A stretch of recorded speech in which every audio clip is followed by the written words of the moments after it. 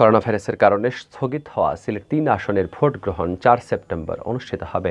প্রচারণা চালানো যাবে ১ সেপ্টেম্বর সকাল ৮টা থেকে ২রা সেপ্টেম্বর সকাল ৮টা পর্যন্ত।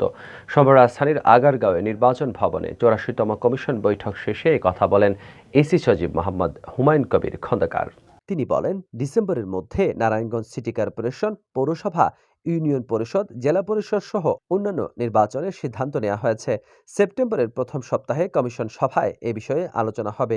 গত ২৮ জুলাই সিলেট-৩ আসনের উপনির্বাচনে ভোট গ্রহণ হওয়ার কথা ছিল, কিন্তু করোনার কারণে ৫ আগস্ট পর্যন্ত তা স্থগিত করেন হাইকোর্ট। গত ১১ মার্চ করোনায় আক্রান্ত হয়ে সিলেট-৩ আসনের আওয়ামী লীগের সংসদ সদস্য মাহমুদুজ্জামান চৌধুরী মারা যাওয়ায় আসনটি শূন্য ঘোষণা করা হয়। এই আসনে মোট ভোটার ৩,৫২,০০০। কেন্দ্র ১৪৯টি। উপনির্বাচনে ৪ জন প্রার্থী প্রতিদ্বন্দ্বিতা করছেন। তারা হলেন আওয়ামী লীগের হাবিবুর রহমান, জাতীয় পার্টির আতিকুর রহমান, নির্বাচনে নেমে বিএনপি থেকে বহিষ্কৃত স্বতন্ত্র প্রার্থী ও সাবেক সাংসদ শফি আহমেদ চৌধুরী ও বাংলাদেশ কংগ্রেসের জুনায়েদ মাহমুদ মিয়া। বিএনপি এই নির্বাচন বর্জন করেছে।